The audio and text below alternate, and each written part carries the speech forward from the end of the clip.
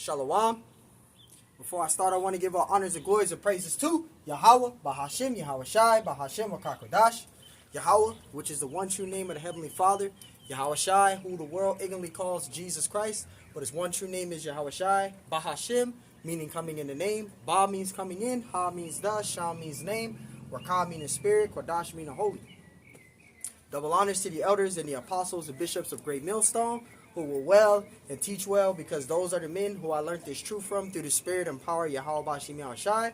Peace, blessings, salutations to the hopeful elect, and shalom to you sincere brothers that are scattered abroad, pushing forth this word of truth and sincerity, and shalom to you sincere sisters that are listening in silence, as the scriptures command you to do so.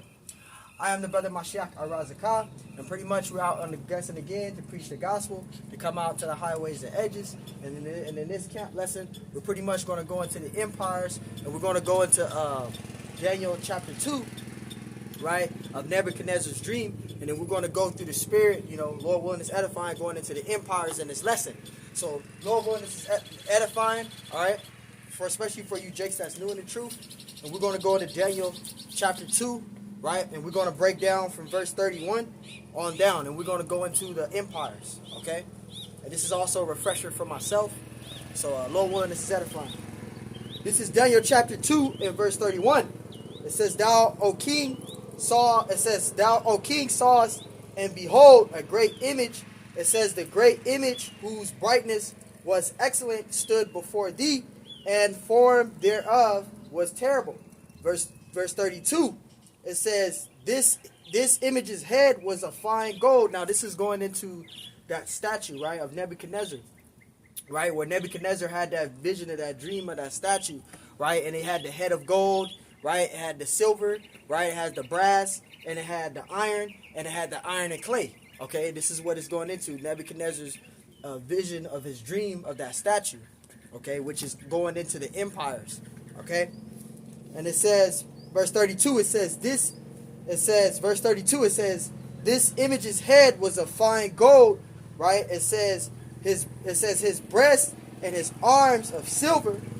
It says his belly and his thighs of brass, right? Verse 33. It says his legs of iron, his feet part of iron and part of clay, right? And this is going into Nebuchadnezzar's dream, right? The statue, right? Which is referring to the different empires, which we're going to get right now, right? And it says, verse 34, it says, Thou shalt till that a stone was cut out without hands, which smote the image upon his feet that were of iron and clay, right? And break them into pieces, right? And it says, verse 35, it says, Then was the iron and the clay and the brass and the silver and the gold broken into pieces together, right? It says, and became like the chaff that was like a chaff of the summer threshing floors, and the wind carrying them away, right? That no place was found for them, and the stone that smote the image became a great mountain and filled the whole earth. And it says, this is the dream that we will tell the interpreted thereof before the king. And it says, Thou, O king, Thou, O king, art a king of kings, for the Most High of heaven have given thee the wisdom, power, and strength, and glory. And it says, verse 38, it says, and wheresoever the children of men dwell, it says, the beasts of the field and the fowls of heaven have he given into thine hand, and made thee ruler over them all. It says, Thou art this head of gold. Okay, and the head of gold, that's referring to the Babylonian Empire, okay, which is the lion, okay, the lion, right, is the head of gold, which is the Babylonian Empire, okay, that's the head of gold, and we're going to prove that going into Daniel 7, and we're going to start at verse 1. This is Daniel 7 and 1. It says, in the first year of Belshazzar, king of Babylon, and King Belshazzar, he was the last king to rule in Babylon. Okay, King Belshazzar, he was the last king to rule in Babylon. Okay, he was pretty much killed by Darius the Mede, because the Medes came in, right? And Darius the Mede, he killed King Belshazzar, right? And we can prove that. We're going to go back to that. Let's go to Daniel chapter 5, and I'm going to go straight to the main point. I will usually start at verse Daniel 5 and 24, but I'll just go straight to the main point. All right, this is Daniel 5, and I'll start at verse 28. Daniel 5 and 28, it says, Paris, thy kingdom is divided and given to the Medes and the Persians, right? And the Medes, right? The Medes came in and took down King Belshazzar, right? And you had the Persians, right? They became the Medo-Persian Empire, okay? But we'll get to that in a little bit. But continuing, right? It says, verse 29, it says, Then commanded Belshazzar, and they clothed Daniel with scarlet, and put a chain of gold about his neck, and made a proclamation concerning him, that he should be the third ruler in the kingdom. Verse 30, it says, In that night was Belshazzar, right, king of the Chaldeans, slain, and Darius the Mede took the kingdom, being about 62 years old. So there you go. King Belshazzar, he was the last king to rule in Babylon, because Darius the Mede, he came in there and he killed King Belshazzar. Okay, the Medes came in. Darius the Mede came in. You had the Medes that came, and then the Persians came later, which the Persians, they were more mightier than the Medes. But continuing on. This is Daniel 7 and 1, going back to Daniel 7 and 1. So now we proved that King Belshazzar, he was the last king to rule in Babylon. Okay? Daniel 7 and 1, it says, In the first year of Belshazzar, king of Babylon, Daniel had a dream and visions of his head upon his bed. Right? And it says, Then he wrote the dream and told the sum of the matter. So it's pretty much what brothers do now. You have brothers that have different visions and different dreams. Right? They tell their testimony of the vision of the dream, of what they saw. All right, what was in the dream, how the dream went, how it looked, how it was presented before them in that dream. Okay, it's the same thing what Daniel the prophet is doing here in Daniel chapter 7 and verse 1. This is Daniel 7 and 2. It says, Daniel spake and said, I saw in my vision by night, it says, And behold, 4 winds of the heaven strove upon the great sea. Right, and the great sea, that's referring to the Mediterranean Sea. Okay, that's the Great Sea. The Great Sea is referring to the Mediterranean Sea. All right, which the Mediterranean Sea, that's on the other side near Israel. Okay, because you got the Persian Gulf, right? From the Persian Gulf going all the way around into Israel, into Lower Egypt. That's the Fertile Crescent. And then you have right next to Lower Egypt, I'll say between Lower Egypt, Gaza, Israel, all that area right there, you have the sea that's right there. That's the Mediterranean Sea. That's that Great Sea. Okay? And it says, verse 3, and it says, and four great beasts came up from the sea, diverse one from another. And the 4 beasts, all right, the 4 beasts, that's a representation of the 4 major empires, okay, which is the Babylonian Empire, the Medo-Persian Empire, the Greek Empire, and the Roman Empire, okay.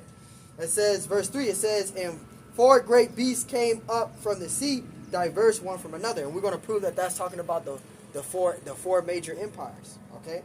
This is Daniel 7 and 17.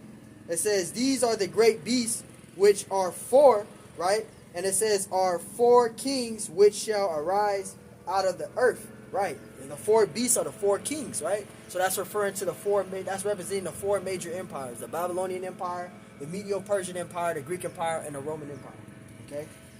So getting back to the main point, verse 3, it says, And 4 great beasts came up from the sea, diverse one from another. Okay, again, we just proved it in the 17th verse of Daniel 7, that the 4 beasts there, that's referring to the 4 major empires. Okay, the Babylonian Empire, the Medo-Persian Empire, Greek Empire, Roman Empire.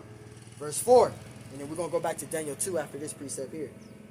This is Daniel 7 and 4. It says, The first was like a lion, right, and had eagle wings. This is a representation of the Neo-Assyrian Empire. Okay, the Neo-Assyrian Empire, that's who is representing there. And if you go into go on Google and put in the Neo-Assyrian art, you'll see the statue and the painting of the body of the lion, right, and having the head, right, the head of the head is of the Assyrian, but it has a body of a lion and it has wings of an eagle.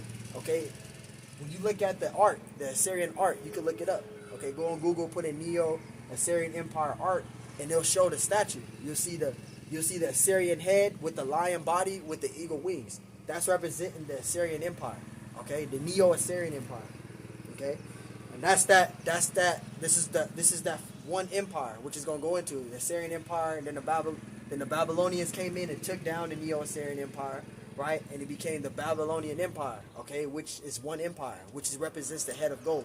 So this is what it's going into, because we read the head of gold in Daniel chapter 2, right? So this is Daniel 7:4. It says, the first was like a lion and had eagle's wings. It says, I beheld till the wings thereof were plucked. Okay, now the eagle's wings, again, is representing the Neo-Assyrian Empire. Okay, right? And it says, I beheld till the wings thereof were plucked, and the wings whereof they're plucked, that's referring to the rising of the Babylonian Empire. Okay, the rising of the Babylonian Empire. They took down the Neo-Assyrian Empire. Okay, they took down the Neo-Assyrian Empire. And if I'm not mistaken, that was around, I think, 539 BC or 586 BC.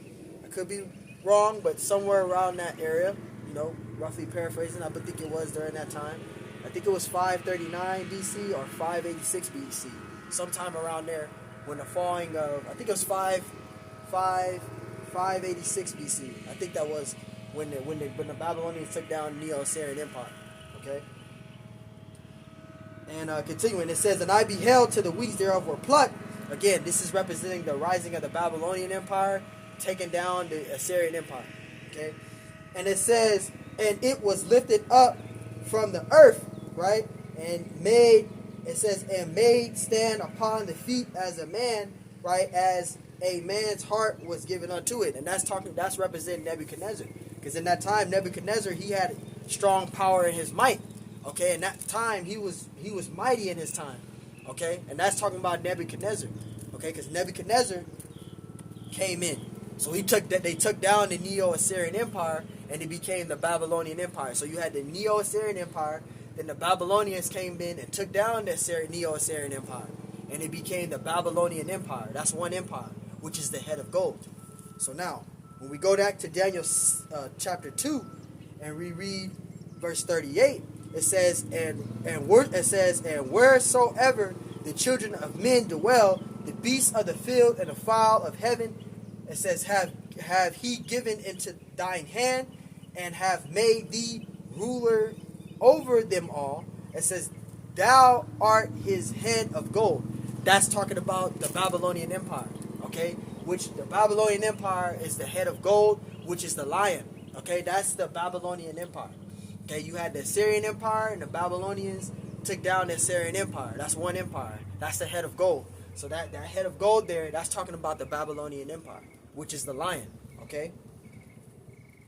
Verse 2, it says, and after thee shall arise another kingdom inferior to thee. And who's that kingdom? It says, another kingdom shall rise up inferior to thee. Who is that kingdom that was inferior to the Babylonian Empire? The Medo-Persian Empire. Right? You had the Medes that came first, and then you had the Persians, right? We just read in Daniel 7:1, right? King Belshazzar, right? He was the last king to rule in Babylon. We went to Daniel 5, and we started at verse 28, right? And it said the Medes and the Persians, okay? So you had the Medes that came first, and the Medes, they go back to the line of Japheth, which is Madai, and then you have the Persians, they go back to the line of Shem, which goes to Elam. Okay, so you have the Medes, and then you had the Persians. And the Medes, they came in, and then the Persians were mightier. They came in, they took down the Medes, and they became the Medo-Persian Empire. And that's what we're getting into right here. That's that other key. That's that another kingdom inferior to the Medo-Persian Empire, which is representing the silver. Okay, which is the bear. This is Daniel chapter 2, in verse 39. And it says, after thee shall arise another kingdom inferior to thee, and another third. It says, and there shall arise another kingdom inferior to thee. Okay, that's the Medo-Persian Empire, which you're going to read. Because if I read the next part, that's going into the Greek Empire, which we ain't there yet. So let's go to Daniel 7 and verse 5. This is Daniel 7 and 5, and this is the Medo-Persian Empire that was inferior to thee, inferior to the Babylonian Empire. All right. This is Daniel 6 and verse 5. It says, and behold, another beast, a second. Okay, who is that second beast? All right, the Medo-Persian Empire. But you had the Medes that came first. Okay, it says, and behold, another beast, a second, like to a bear. Okay, like to a bear. This is the Medo-Persian Empire that it's talking about. Okay, and it says, it rise up on one side. Right, it says, it rise up itself on one side. Right. Because it was rise up on one side, because you had the Persians that were mightier than the Medes. Okay, So this is talking about the Medes and the Persians. Okay? And we're going to prove it in this lesson real quick, but I'll read it again. Daniel 7 and verse 5, it says, "And behold, another beast, a second, like to a bear, and it rised up itself on one side," right? And we're going to prove, actually, I'll read the whole thing. It says, rise up on one side, Salakia. It says, "And it had 3 ribs in the mouth of it, between the teeth of it."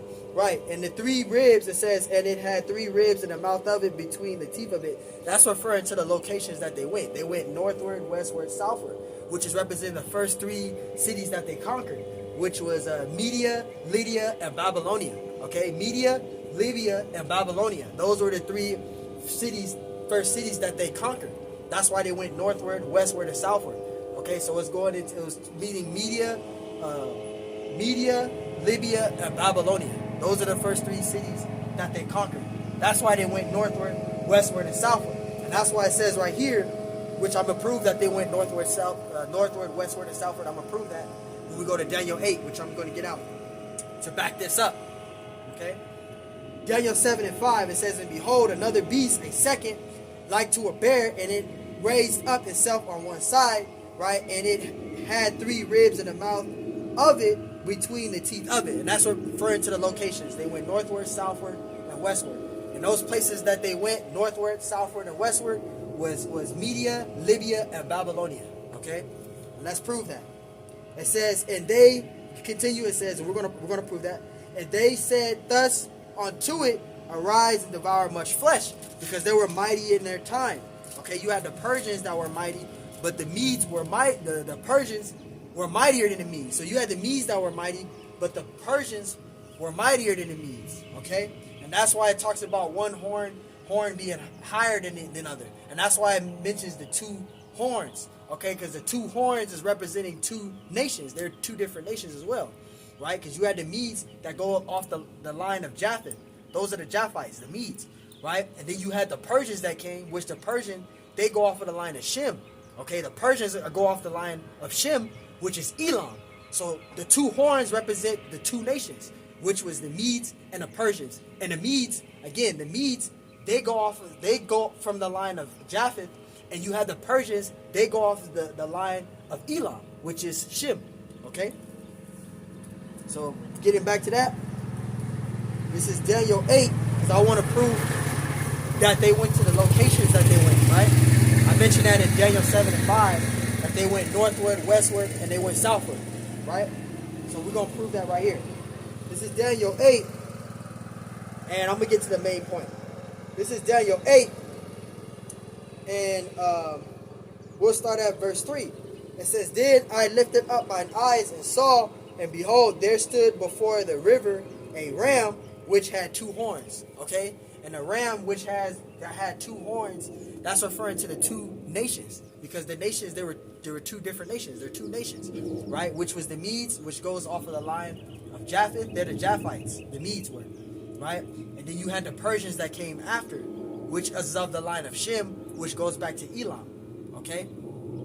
And the Persians, again, the Medes, they go from Japheth, which was Madai. That's who they descend from. And then you had the Persians, they go back to Elam, which is Shemites. They Shem, okay? They go off the line of Shem. So that's the 2 horns there, right? And it says, "And the 2 horns were high." So both of the horns was high, but one was higher than the other. That's why the scripture said one was lifted up on one side when we went to Daniel 7 and verse 5, right? And it said, this is Daniel 8 and verse 3. And it said, continuing, it says, "Then I lifted up mine eyes and saw, and behold, there stood before the river a ram, which had 2 horns, and the 2 horns were high, but one was higher than the other." You see that? They were both high, but one was higher than the other. Remember, we read in Daniel 7 and 5, one was lifted up on one side. That's talking about the Persians, because the Persians was mightier than the Medes. Okay? And it says, "And the 2 horns were high, but one was higher than the other." And the one that was higher than the other were the Persians. Okay? It says, "But one was higher than the other, and the higher came up last." And the higher that came up last was the Persians. So you had the Medes that came first, then you had the Persians. Okay? Continuing. Verse 4, it says, and I saw the ram pushing westward and northward and southward. Remember, the three ribs in the mouth of it, when you go to Daniel 7 and 5, that's referring to the locations that they went. They went westward, northward, and southward.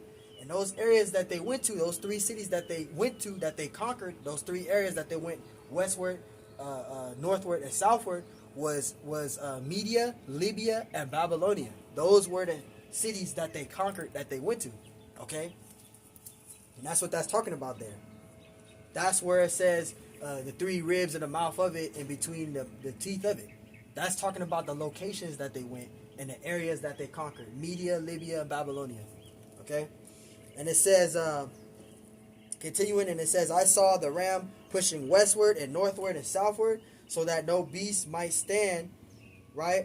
No beast might stand before him, neither was there any that could deliver out of his hand, but he did according to his will and became great, right? And then what they became, that's the Medo-Persian Empire, because you had the Medes, right? The Medes came first, right? And then the Persians came after. And when the Medes, they fell to the Persians, so they became the Medo-Persian Empire. And we're going to prove that the ram, that's in Daniel 8, right? And also the bear, which is in Daniel 7, is talking about the Medo-Persian Empire, which is that bear, which is that silver, okay? That was mentioned in Daniel, the 2nd chapter. That's the Medo-Persian Empire, which is the silver. And verse 20, this is Daniel 8 and 20, because we're going to prove that this is that ram there is talking about the Medo-Persian Empire. Okay, also that bear is the same thing.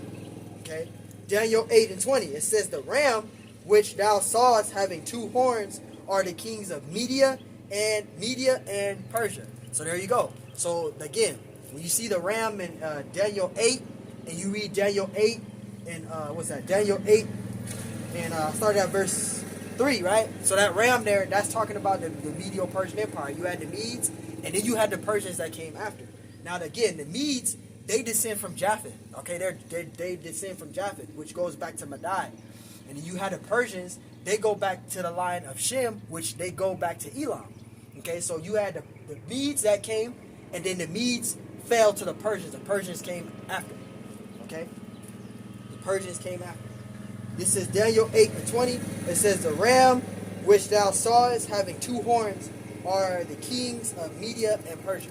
There you go. That's that ram there. So that ram, that's to prove that that ram there, also going to Daniel 7, which is the bear, is talking about the Medo-Persian Empire. Okay? So now let's go back to that. Let's go back to Daniel 7, right? And then we're going to go back to Daniel 2. So this is Daniel 7.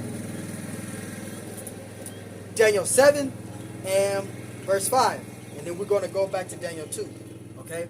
Daniel 7 and 5. It says, and behold, another beast, a second, right? And that second, right, like to a bear. This is talking about the Medo-Persian Empire. All right? It says, and it rise itself up on one side. And remember, the reason why it was rise up on one side, because one was mightier than the other. So both horns was high, right? It goes into the two horns, which is representing the two nations, which is the Medes going back to, which the Medes go back to Madai, which is the line of Japheth, and you have the Persians going back to Elam, which is the line of Shem. They're two nations, okay? The Medes came, and then the Persians came after. So the Persians were mightier than the Medes. That's why one was lifted up on one side. You had one horn that was higher than the other, okay? So remember, that's talking about the Persians being mightier than the Medes, right? And it says, and it had three ribs in the mouth of it, between the teeth of it. Again, we read that in Daniel 8, which was referring to the locations and areas that they conquered and where they went, which was westward, northward, and southward, which was Media, Libya, and Babylonia. Okay? Continuing, and it said, and it had three ribs in the mouth of it, between the teeth of it, and they said thus unto it, arise and devour much flesh. Okay? Because they were mighty. Okay?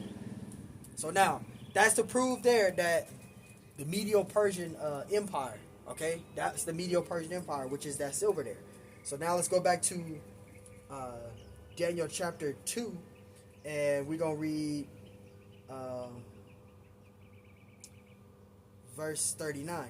It says, and after these shall arise another kingdom that was inferior to thee. So we proved that that's the Medo-Persian Empire, which the Medo-Persian Empire is the bear, which is mentioned in Daniel 7 and 5, right? That's the Medo-Persian Empire, which is the bear, which is the silver, okay? Which we read right here, right? It said, I actually want to go back up to prove that. Where it said, right here, it said, let's read it. Daniel 2 and 32, it says, the image of the head was of fine gold. That's the Babylonian Empire, okay? And it says, whose brightness was excellent, right? And it said, I went up, verse 32, it says, this image's head was of fine gold. That's the Babylonian Empire. His breast and his arms of silver. That's the Medo-Persian Empire, which represents the bear, okay? So I just want to read that. So now let's get to the next one. This is Daniel chapter 2, and we're going to go back to verse 39. And after thee shall arise another kingdom inferior to thee, and another third kingdom of the brass. Okay, and the third kingdom of the brass, that's talking about the Greek Empire. Okay, the Greek Empire came and took down the Medo-Persian Empire, which was Alexander the Greek. Okay, now let's read this. This is Daniel chapter 2. And verse 39, it says, and after thee shall arise another kingdom inferior to thee, and another third kingdom of brass, which shall bear rule over all the earth. And this is talking about Alexander the Greek, okay, the Greek Empire, which is talking about that leopard, okay, referring to that leopard there. We're going to prove that. This is Daniel 7 and verse 6. It says, and after this I beheld, and lo, another, it says, Daniel 7 and 6. After this I beheld, and lo, another like a leopard. Okay, and the leopard is referring to the Greek Empire, also Alexander the Greek. Okay, Alexander the Greek came in and took down the Medo-Persian Empire. Okay, and Alexander the Greek. Okay, Alexander the Greek, he took down the Medo-Persian Empire and conquered, and he was ruling during that time. He was ruling in that time. He was ruling that whole thing. Okay, he was the ruler of that place. He conquered Egypt. He conquered Alexandria. He conquered Macedonia. He conquered all those areas. He conquered the whole thing. And he reigned for 12 years. And then he wound up dying after those 12 years. And then it mentions of his generals taking over. Now, Alexander the Greek, he had prominent generals. He had many generals, but the scriptures only mention the main four, which we're going to get to in a little bit. But I just want to sum that up. So Alexander the Great, he's that leopard. Okay, it's talking about the Greek Empire and Alexander the Great. Okay, which he winded up ruling and taking down the Medo-Persian Empire, and he conquered everything. He ruled Egypt, he ruled Alexandria, Macedonia, right? All that whole region over there, he ruled all of that. Okay, he ruled all of that. Alexander the Greek, he ruled all of that. So he's that leopard, and when it says the leopard there, Daniel 7, it's talking about Alexander the Greek and the Greek Empire. So the Medo-Persian Empire fell to the Greek Empire, and the Greek Empire came in around 331, 332 BC, right? Alexander Greek, he ruled from, I think, 331 or 332 BC, and he died in 331 or 332 BC, somewhere around there, right? Somewhere around there, he reigned for 12 years, right? He winded up dying, though. But getting back to this is Daniel 7, and we're going to get to verse 6 again. It says, after this I beheld, and lo, another like a leopard. And that leopard there, that's talking about Alexander the Greek and the Greek Empire. It says, which had upon the back of it 4 wings of a fowl. The beast had also 4 heads. All right, so the 4 wings of the fowl and the beast had also 4 heads. That's talking about the same thing, which that's representing Alexander the Greek's generals. Okay, he had many generals, but the scriptures only mention the main 4, which was Ptolemy, Cassador, Seleucus, and Lysimachus. Okay, Ptolemy, Cassador, Seleucus, and Lysimachus. Those, you also had Antigonus there, the prominent generals, right? But the scriptures only mention the main 4, which was Ptolemy, Cassador, Seleucus, and Lysimachus. Okay, and it says the beast had also 4 heads, and dominion was given to it. Right. So this is talking about the Greek Empire, and this is during the time, again, once the Greek Empire came in. Okay, this is when the Israelites became Hellenized. right? When you go into First Maccabees and Second Maccabees, that's when the Israelites began to get that Hellenization, right? The Hellenization period where they were Hellenized, and they started following the ways of the Greeks. They couldn't keep their Hebrewic ceremonial traditions. They couldn't keep the Sabbaths. They couldn't circumcise their children. They couldn't keep their high holy days. If they were caught doing any of that, they were executed and put to death. This is going into the time of the Hellenization period. This is the ruling of the Greek Empire. Okay, that's a whole other subject, but I wanted to mention this. Okay, so this is why those Israelites that were of the flesh became Greek and became heathens and became Gentiles, because during the time of Alexander the Greek, during the Hellenization period, the Israelites were Hellenized. Okay, so we're gonna prove and sum this up that that leopard there is talking about Alexander the Greek. All right, and we're gonna get that in the Apocrypha, and this is I think it'll be First Maccabees. That's what I want to go into. First Maccabees chapter 6. Oops, that's 5. And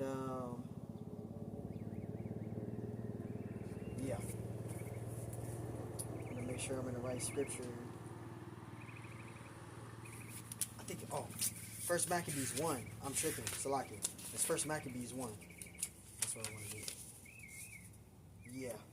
First Maccabees chapter 1. Salakia. Yeah. This is First Maccabees, the first chapter. Salakia. I was thinking about the Israelites being Hellenized, but I want to get about Alexander the Greek.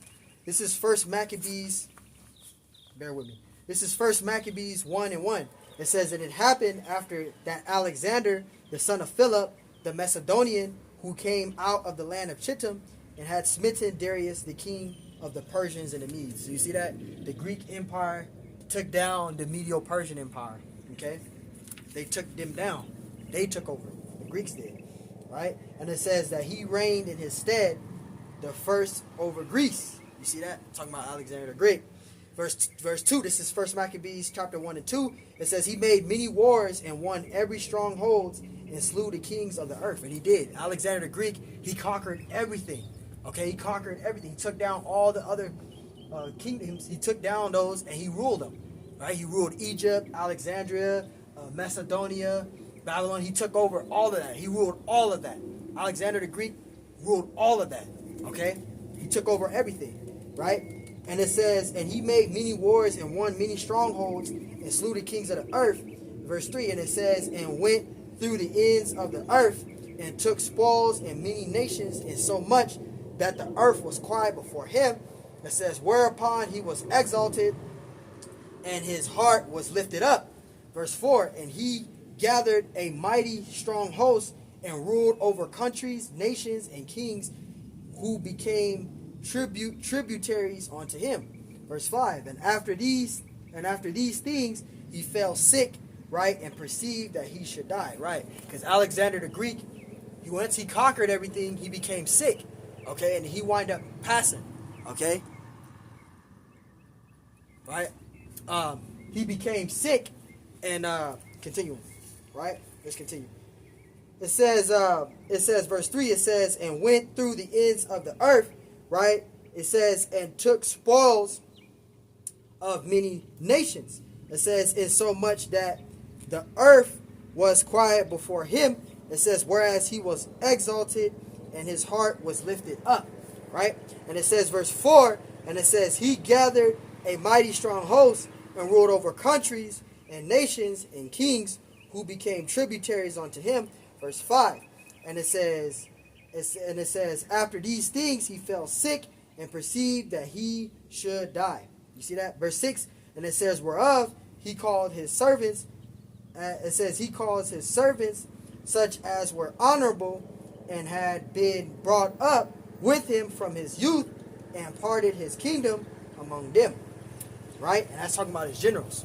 Continuing, and it says, while he was yet alive. It says, so Alexander reigned 12 years and then died. It says, and his servants bare rule everyone in his place.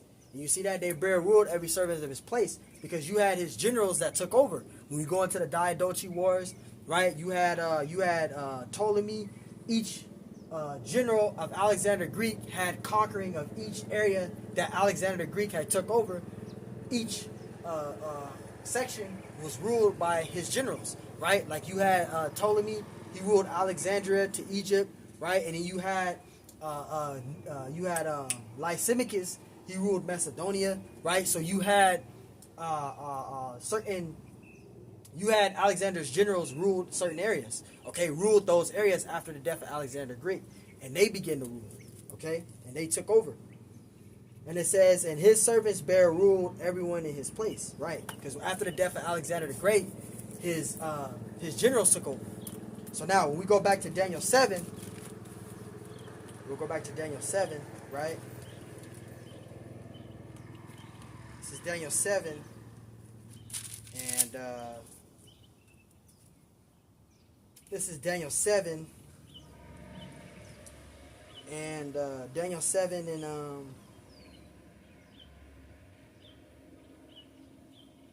where was I left? Well, I'm trying to think where I left off. 6. So now Daniel 7 and 6. Salakia. Daniel 7 and 6.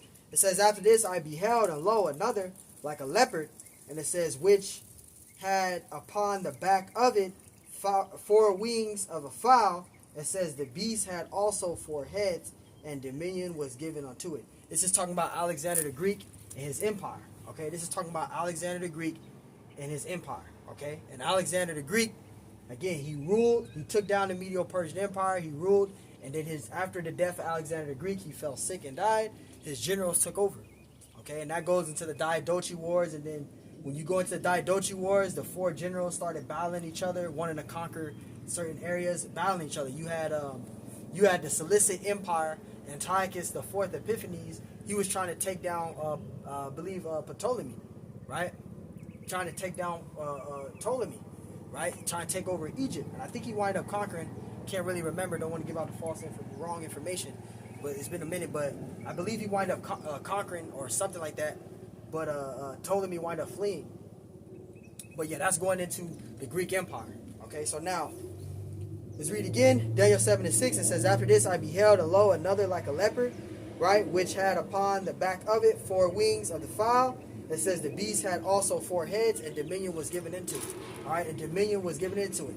Okay, so this is talking about the Greek Empire. Okay, this is referring to the Greek Empire. So now we're gonna go back to Daniel chapter 2. This is Daniel chapter 2, and this is Daniel chapter 2, and we're gonna start at I left off with the 3rd, so we read verse 39 again, which is going into the Medo-Persian Empire, Greek Empire, and then we're going to go into Roman Empire right now. Daniel chapter 2 and 39, it says, after thee, it says, shall arise another kingdom, right? And it says, after thee there shall rise another kingdom, inferior to thee. It says, in another 3rd kingdom of brass, it says, which shall be ruled over all the earth, right? And again, it says, and after thee shall arise another kingdom, again, inferior to thee. That's the Medo-Persian Empire. And it says, and another 3rd kingdom of brass, okay, which that's talking about the Greek Empire, right? It says, which shall bear rule over all the earth, okay? And that the bear right there, I mean the 3rd kingdom, that's the Greek Empire, okay? Salakia, that's the Greek Empire over all the earth. Daniel chapter 2 and verse 40, and it says, and the 4th kingdom shall be strong as a lion. It says, and the 4th kingdom shall be strong as iron. Salakia. Salakia, read it again. Daniel 2 and 40. Salakia. It says, and the 4th kingdom shall be strong as iron, not a lion. Iron. Right? For as much as iron breaketh into pieces, and so do all things. And this 4th kingdom, that's referring to the Roman Empire, okay, which is of iron, which we're going to get in Daniel, the 7th chapter. All right, this is Daniel chapter 7, right, and verse 7. And it says, after this I saw in the night visions. It says, and behold, a 4th beast. It says, behold, a 4th beast. And the 4th beast, that's the Roman Empire. Okay, that's the fourth beast, the iron. They had great iron. Okay, that's the Roman Empire, the fourth beast. Right? This is Daniel 7. And Daniel 7. This is Daniel 7 and verse 7. It says, and after this I saw in the night visions, and behold, a fourth beast. It says dreadful and terrible, right? It says and strong exceedingly, and it had great iron teeth. It says it devoured and brake in pieces and stamped residue with the feet of it, right? And this is talking about the Roman Empire. And it was diverse from all the beasts that were before it, right? And it had 10 horns. Now the 10 horns that's in Daniel 7, that's not talking about the same 10 horns that's mentioned in Revelations. Okay, this is a different 10 horns. Alright? But it talks about the Roman Empire. This is the Roman Empire, which is of great iron. They had the great iron. Okay? This is to prove that it's the Roman Empire. I was thinking about that.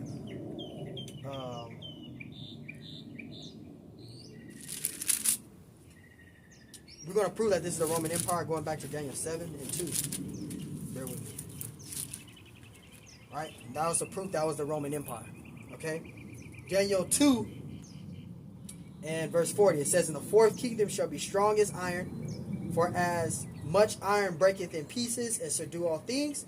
It says, and as the iron that breaketh all these, shall it break in pieces and bruise. Okay? And that's the proof right there that that's talking about the Roman Empire. Okay, Daniel 7, and this is Daniel 7 and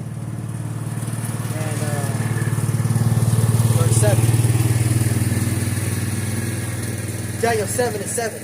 It says, after this I saw in night visions, and behold, a fourth beast, dreadful and terrible, right, and strong exceedingly, and it had great iron teeth. It devoured and brake in pieces and stamped the residue, right, with the feet of it. And it was diverse from all the beasts that were before it, right? And it had 10 horns, all right? So this is talking about the Roman Empire here, okay? That's what this is talking about, the Roman Empire. This is literally referring to the Roman Empire, okay? So that's to prove that it was referring to the Roman Empire, okay? And they had a lot of iron. They had great iron. Okay, they ruled everything with that iron. They took down the Greek Empire. Okay, the Roman Empire did. They took down the Greek Empire. Daniel chapter 2, and continuing.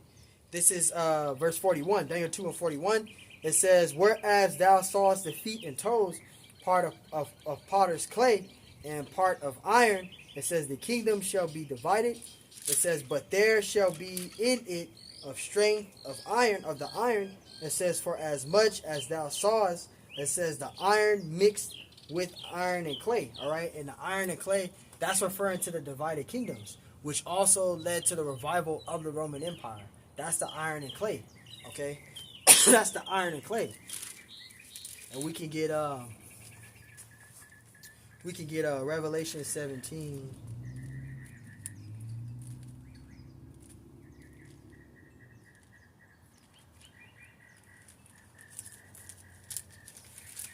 That's the iron and clay there, right? Which is the revival of the Roman Empire, right? This is Revelation 17 and 1.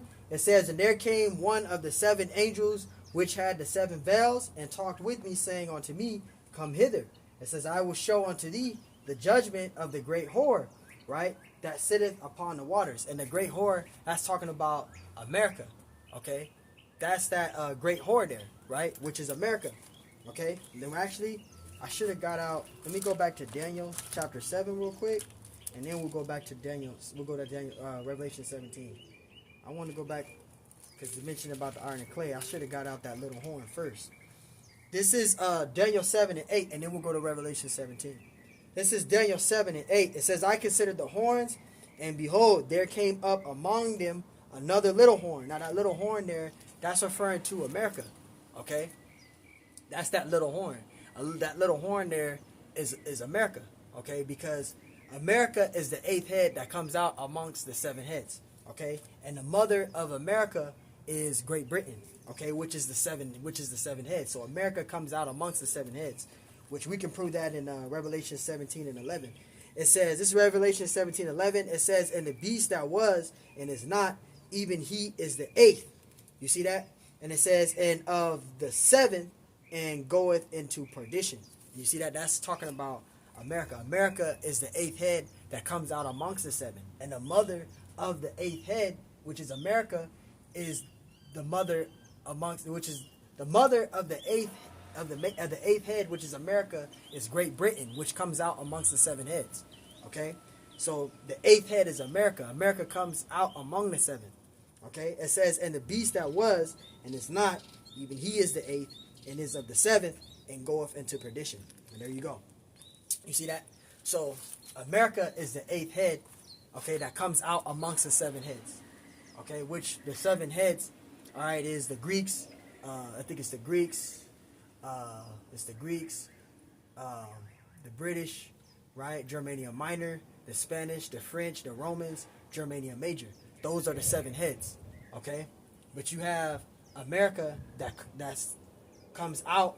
America is the eighth head, which comes out amongst the seven heads. Okay, which the mother of America is Great Britain. All right, so now we prove that. So now when we read Daniel 7 and verse 8, it says, I considered the horns, and behold, there came up among them, right, among them another little horn, right? It says, before whom there were three of the first horns plucked up by the roots. And the three horns that were plucked up by the roots, that was the Spanish, the French, right? I think it was the Spanish, the French, and the British. Okay, those are the three horns plucked up by the roots, was the Spanish, the French, and the British. Okay, Daniel 7, right? And it says, before whom there were three of the first horns plucked up by the roots, and behold, in his horn were eyes like the eyes of men, and a mouth speaking great words. And this is talking about America, speaking of their military might, right? And America, they brag about their military might. But these other countries, they see how weak, how America became. They became weak. They see how weak America has become. So now that we know and understand, reading in the scriptures, that the little horn there, that's America. Okay, the little horn, okay, that's America. Which America is the eighth head that comes out amongst the seven heads.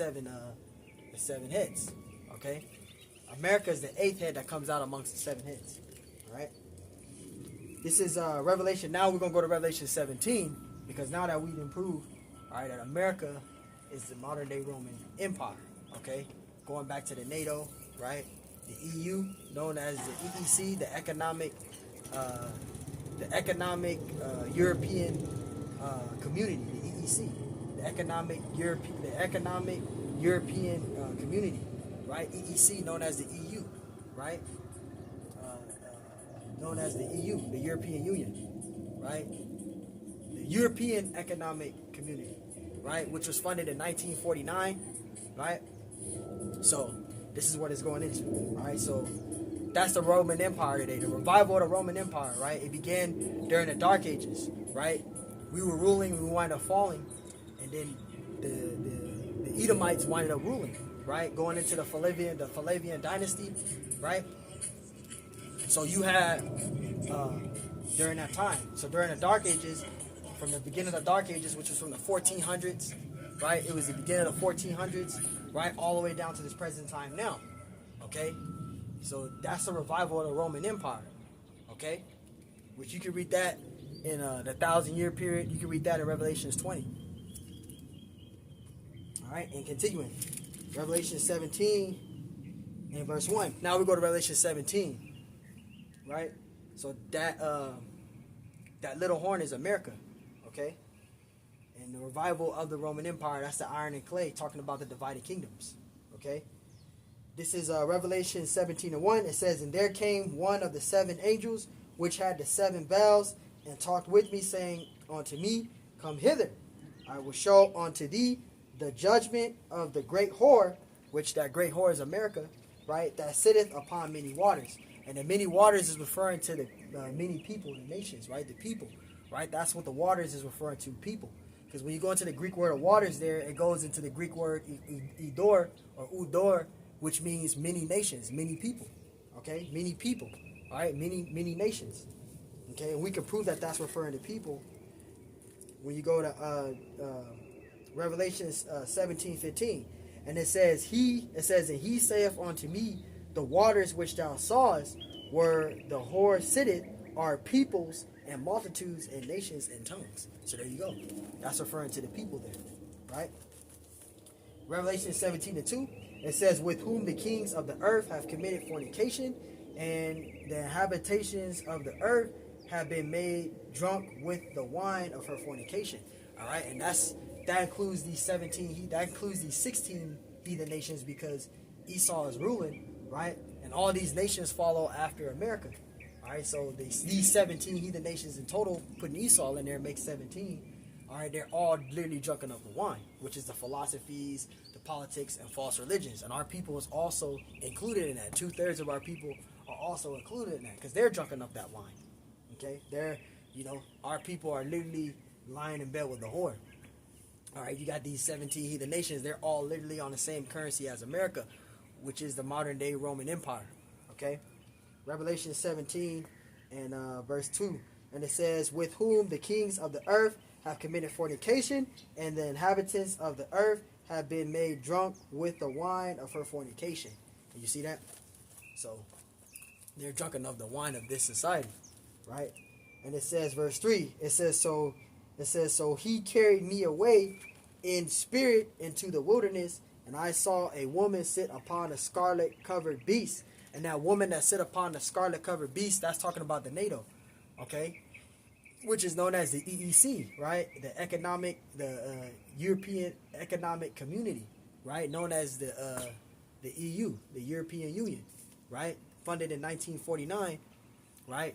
Which is NATO, the North Atlantic Treaty Organization. That's the modern day Roman Empire. That's the revival of the Roman Empire, which is the iron and clay.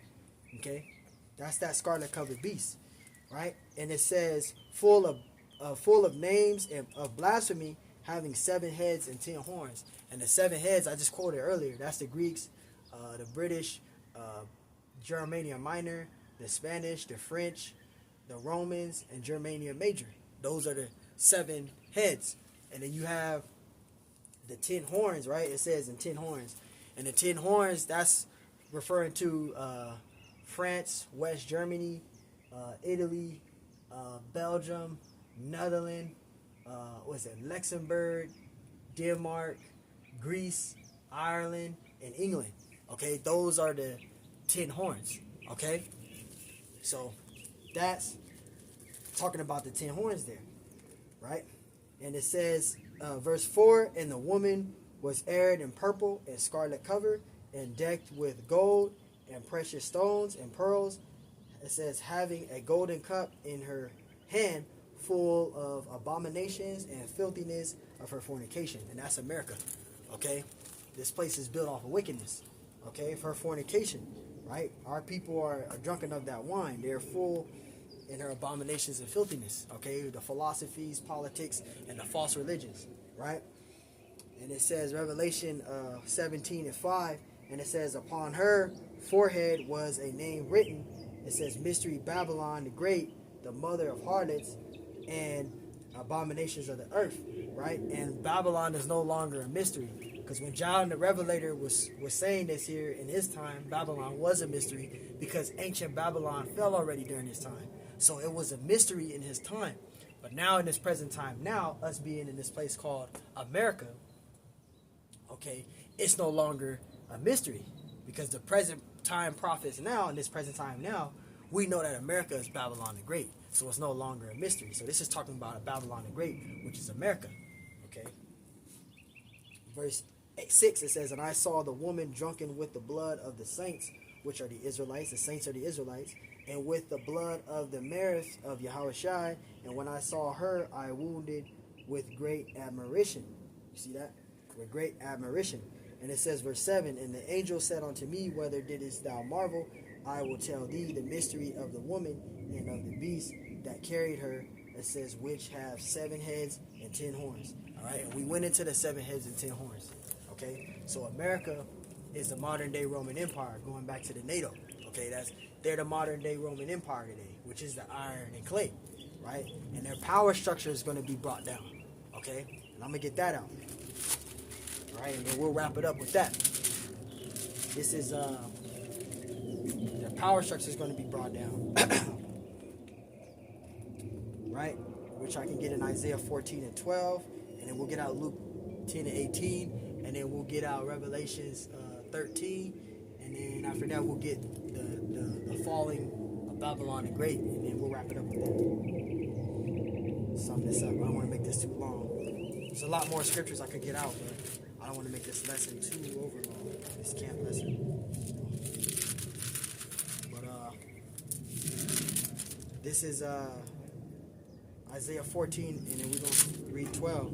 It's Isaiah 14 and 12, and it says, "How art thou fallen from heaven, O Lucifer, son of the morning?" It says, "How art thou cut down to the ground, which didst weaken the nations?" Right? So this scripture here is not talking about the angelic Satan being kicked out of heaven. This is a stumbling block for a lot of jakes. Okay, it's a stumbling block for a lot of these jakes, especially these jakes that's in the religion of Christianity. It's a huge stumbling block. Okay? And to that brother that said that, there's people behind me, if you can see right here in the video too. You said you need to go to places where there's people, but there's people right here behind me, brother. And there's people walking around. I just don't got the camera showing them. I'm just preaching the gospel, but yeah, you see those men. There's also like a couple of people right here walking by. There's people walking by where I'm at. All right? So just want to be that. It's not pride. I'm just letting you know there's people walking around where I'm at. I just don't want to be in the sun and my phone overheats. That's why I'm in the shade. All right? So to that brother that said that, later down the line when you watch this video, you just seen people, and there's people walking by right here too. I'm not just to show that there's people around. I'm just focused on preaching the gospel, brother.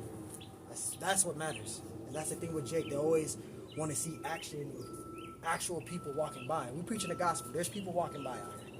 Okay?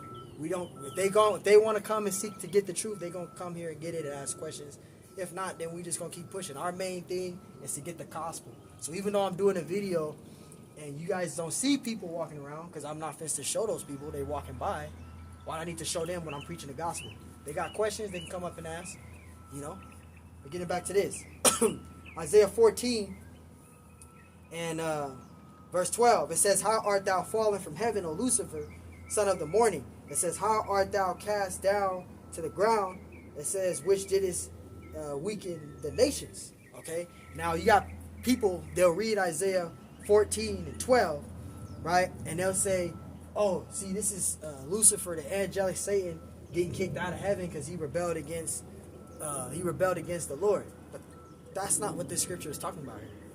So when it says, "How art thou fallen from heaven, O Lucifer," this isn't talking about the angelic Satan. When you go into the blue letter of this word Lucifer here, it goes into I think the Hebrew word H1966, H1966, something like that. It goes into the meaning of the word light bearer. Okay, that's what it goes into. That word Lucifer there goes into light bearer.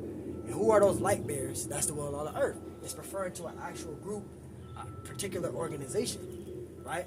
And when you go into the etymology, the meaning of the word light bearer there, it means to enlighten. When you look up enlighten, right? Because that word enlighten means Illuminati. When you look up Illuminati, it's like if you go into the meaning of the word Illuminati, because that's that group, that's that Lucifer there, light bearers. Okay, and when you look up light bearers, you go into the word Illuminati. Actually, it goes into meaning the word light bearer. You look up, not light bearer, enlighten. Salakia. The word Illuminati means to enlighten. Okay, so I'm getting all confused. Salakia. Start over. So I'll read again because I'm confusing. It says, "How art thou fallen from heaven, O Lucifer?" So when you go into the meaning of that word Lucifer, it goes into H19, I think 66, right? And it goes into light bearer. The light bearers are who? Known as the Illuminati. When you go into the etymology of the meaning of the word Illuminati there, it means enlighten. That's what Illuminati means, enlighten. When you look up in Google and put in enlighten, meaning of the word enlighten, it means someone given of great knowledge. That's what that's talking about. Someone given of great knowledge. Okay? And a person that is given of great knowledge is Esau Edom, right? but he has the knowledge on the left-hand side, right? So that's who that's talking about there. It's not talking about the angelic Satan, okay? This is Isaiah 14 and Isaiah 14 and verse 12. It says, how art thou fallen from heaven, O Lucifer? It says, son of the morning, how art thou cut down from the ground? How is that cut down to the ground, which didst weaken the nations? You see that? This is talking about Esau, Edom, right? This is talking about Esau, his power structure being brought down, right? Because when you go into Luke, which is another precept I'm going to get in this lesson, chapter 10 and verse 18, it's talking about the same exact thing. This is Luke 10 and 18. And it says, and he said unto them, it says, I beheld Satan as lightning fall from heaven. Now, when you go into the meaning of that word heaven there, in Luke 10 and 18, it goes into the Greek word aranios, which means power, power structure. So when you go into Isaiah 14 and 12 and Luke 10 and 18, it's talking about and referring to the same thing, which is talking about Esau's power structure being brought down. This place called America, which is Babylon the Great, which is the modern day Roman Empire, modern day Egypt, modern day Rome, it's going to be destroyed. It's going to be destroyed. The Lord is going to destroy Esau's rulership, and he's going to set his kingdom on the planet Earth. Okay? That's what that's talking about. That's what that's going into. Okay? That's going into Esau's power structure. Okay? Right? Read that again. Luke 10:18. And it says, I beheld Satan as lightning fall from heaven. And this is talking about Esau's power structure being brought down. Okay? That's what that's talking about. Same thing with Isaiah 14 and 12. Okay? Now I'm going to get out that other precept, Revelations, right? Actually, not Revelation. The Spirit just hit me. I'll get out 1 Corinthians 15, right? Because we're going to prove that Esau's power structure is going to be taken down. The Lord Yahweh Shai, he's going to come back. He's going to destroy Esau's kingdom. He's going to set his kingdom on the planet Earth, right? Which I can get out in 1 Corinthians. 1 Corinthians 15 and verse 23. This is 1 Corinthians 15 and 23. We're going to get to the main point. And it says, but every man in his own order, Yahweh Shai is the first fruits, right? Which is the elect. Those are the first fruits. And it says, afterward, they that are Yahweh Shai's at his coming. And that's the hopeful elect, okay? We're hoping for the Lord's coming, right?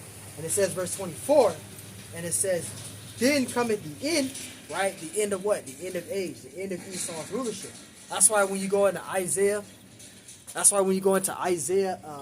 14 and 12 and Luke 10 and 18, it talks about the falling, right? It's talking about Esau's rulership being brought down, right?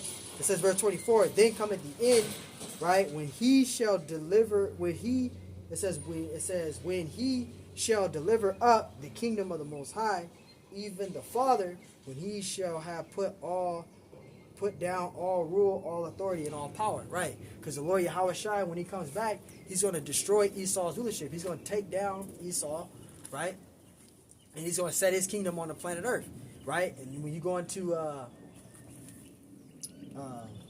Revelations 21, which I'll get in a minute, right? It says, 1 Corinthians 15:24, it says, then cometh the end, right? The end of Esau's rulership, the end of age. 2nd Esdras 6 and 9, right? When he shall have delivered up the kingdom to the Most High, even the Father, when he shall have put down all rule, all authority, and power. Talking about Esau's power structure. His power structure, his kingdom is going to be taken down.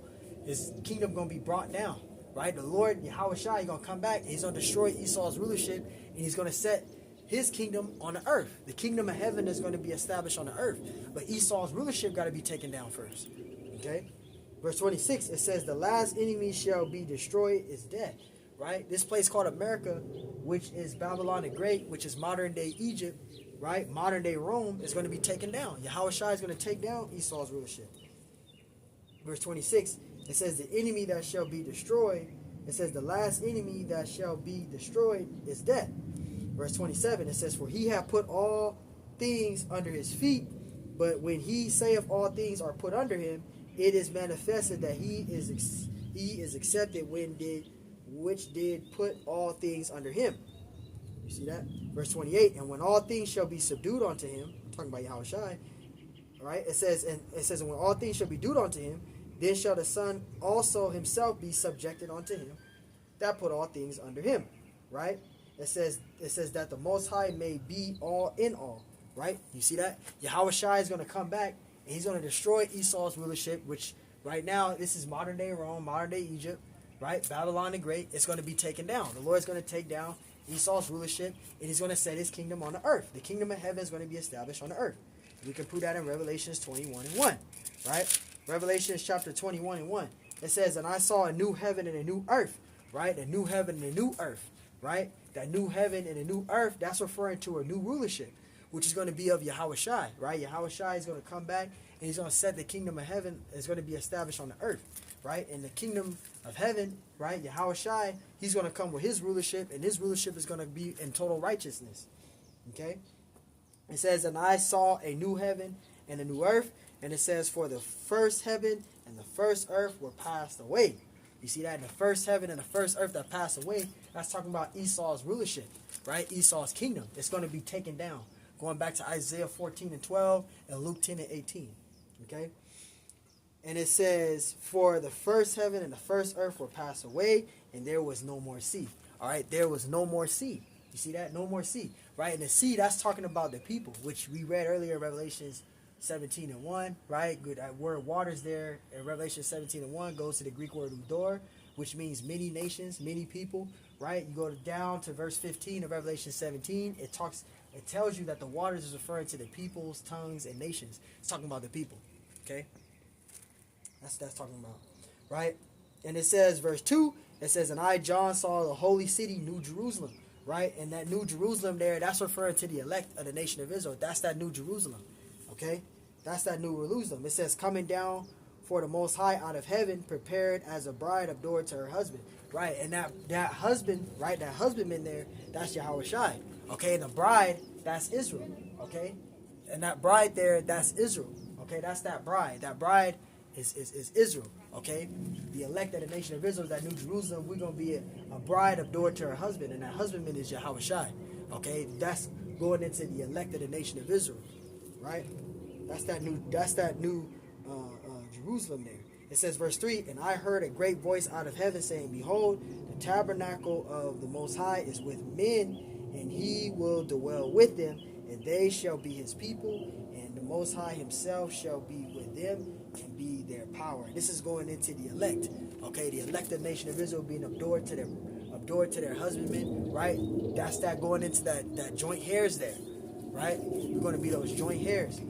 Now, the main point I wanted to prove, though, going back up to Revelation 21 and 1, it says, and I saw a new heaven and a new earth. That's talking about a new rulership, right? For the first heaven and the first earth were passed away. That's talking about Edom's rulership, his power structure being brought down, right?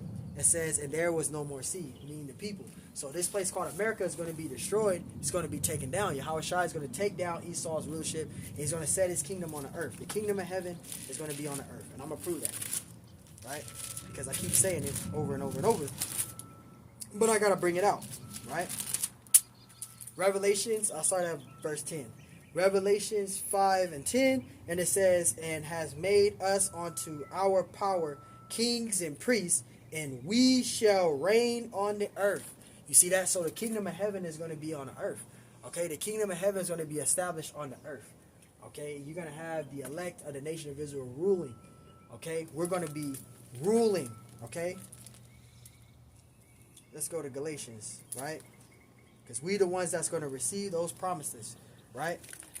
Galatians chapter 3 and verse 29, and it says, and if ye be Yahushai's, then are ye Abraham's seed, and heirs according to the promise, right? The promise, right? And the promises, that's referring to the Israelites, okay? We the ones that's going to receive those promises. Which I'll get out in Romans real quick. Which I'll get out of Romans real quick. This is Romans,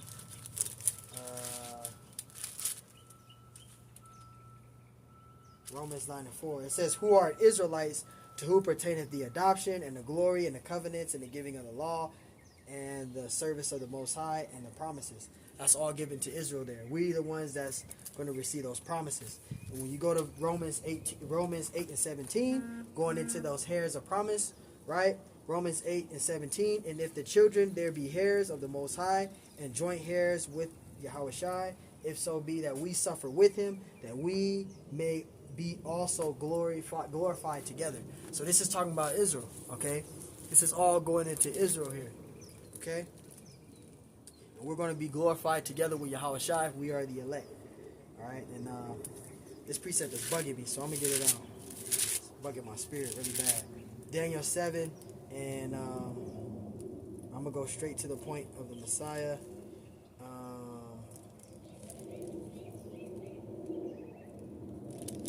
Straight to the Messiah.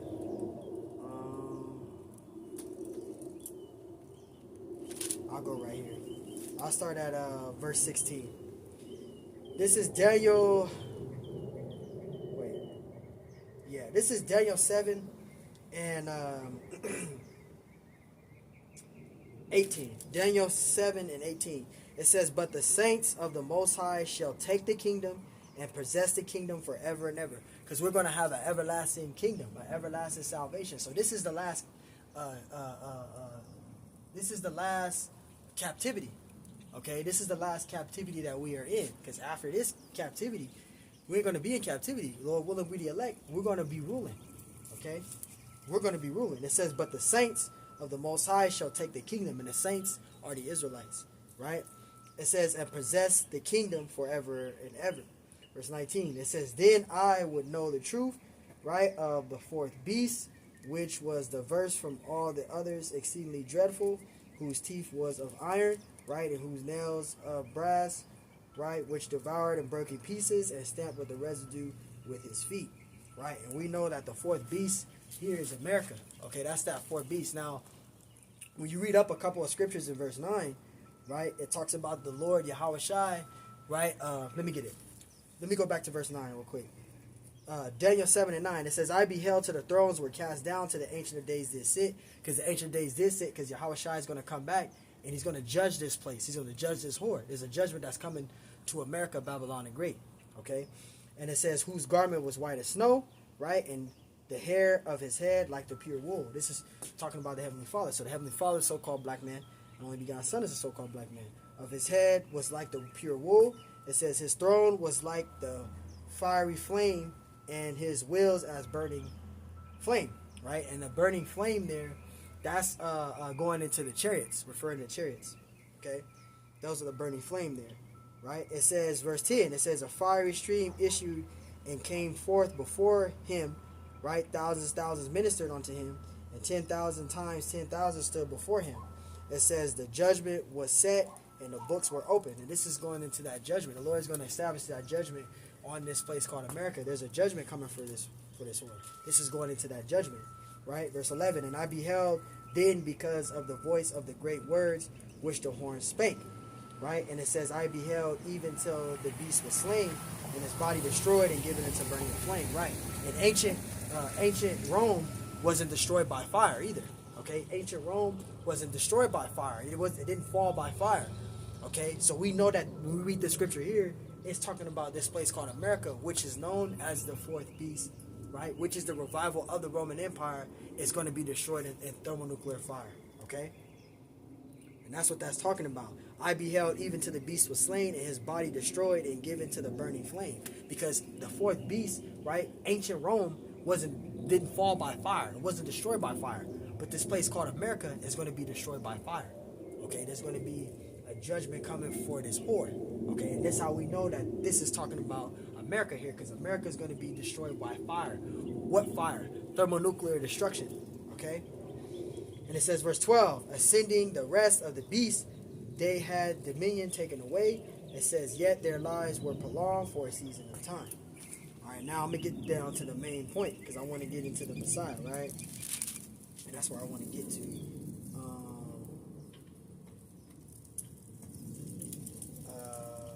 is it at? So I want to get into that. Right? The visions. Okay. Bear with me.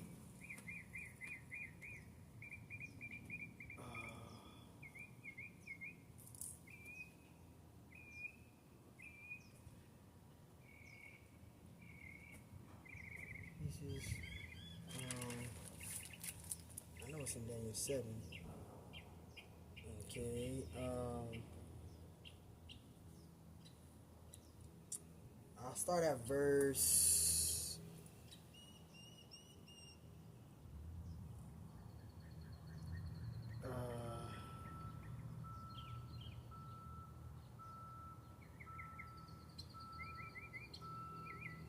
Yeah, I'll start right here. This is I thought it was up, but I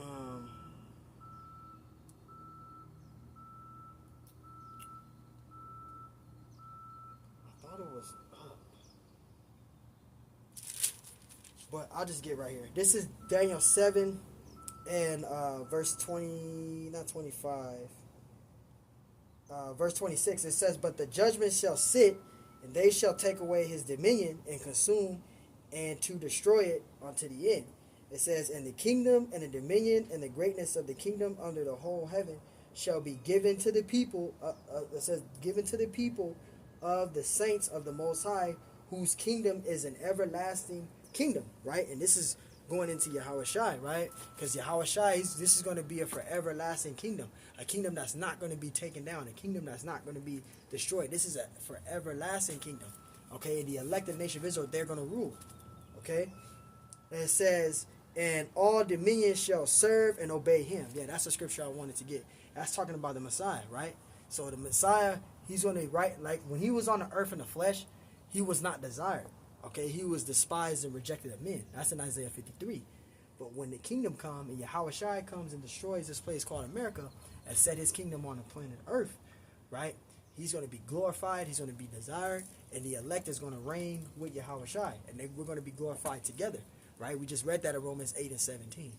Okay? So reading it again. And it says, "And the kingdom and dominion and the greatness of the kingdom under the whole heaven shall be given to the people of the saints, who are the Israelites." Psalms 148 and 14. And it says shall be given to the Israelites, right? It says shall be given. It says shall be given to the people of the saints of the Most High, whose kingdom is also is an everlasting kingdom, and all dominions shall serve and obey him. And there you go. You see that? So we're going to have an everlasting kingdom. The kingdom of heaven is going to be established on the earth. Let me get one more scripture. I feel like it wasn't enough to prove that. I think it's what, Isaiah 65 and 17, right? Let me see. Isaiah 65 and 17. Yeah. This is to prove too. I use Revelation 5 and 10, but I'll use Isaiah 65 and 17 as well.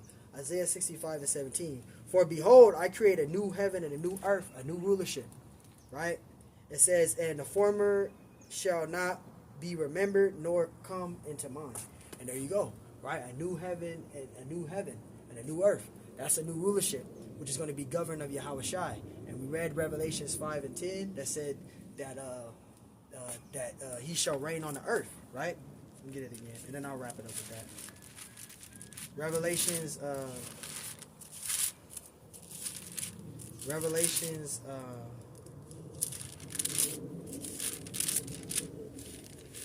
5 and 10. Revelation 5 and 10. And it says, Revelation 5 and 10, and it says, "And has made us unto our power kings and priests, and we shall reign on the earth." So there you go, man. Summing all of this up, man. We went to the empires, went all the way into the divided kingdoms. I don't think I'm missing anything, right? No, I don't think I'm missing anything. So, hey, I want to give all honors and glories and praises to Yahweh, Bahashem, Yahushai, Bahashem, Wakakadash. Yahweh, which is the one true name of the Heavenly Father. Yahushai, who the world ignorantly calls Jesus Christ, but his one true name is Yahushai. Bahashem, meaning coming in the name. Ba means coming in. Ha means the. Shah means name. Rakah meaning spirit. Kodash meaning holy. Double honors to the elders and the apostles and bishops of Great Millstone, who will well and teach well, because those are the men who I learned this truth from through the spirit and power of Yahweh Bahashem Yahushai. Peace, blessings, salutations to the whole elect. And shalom to you, sincere brothers that are scattered abroad, pushing forth this word in truth and sincerity. And shalom to you, sincere sisters that are listening in silence, as the scriptures command you to do so. I am the brother Mashiach Arazakah, and Lord willing, this lesson was edifying. On to the next one. Shalom. And again, to that brother, I'm already out here in the highways and byways. Again, there's people walking by.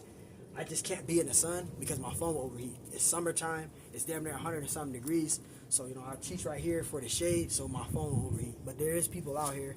I mean, I don't need to prove it. I can see like 5 people walking around. Some of them is walking back this way. Some of them are coming down this way. You just don't see them because I have the camera literally facing me.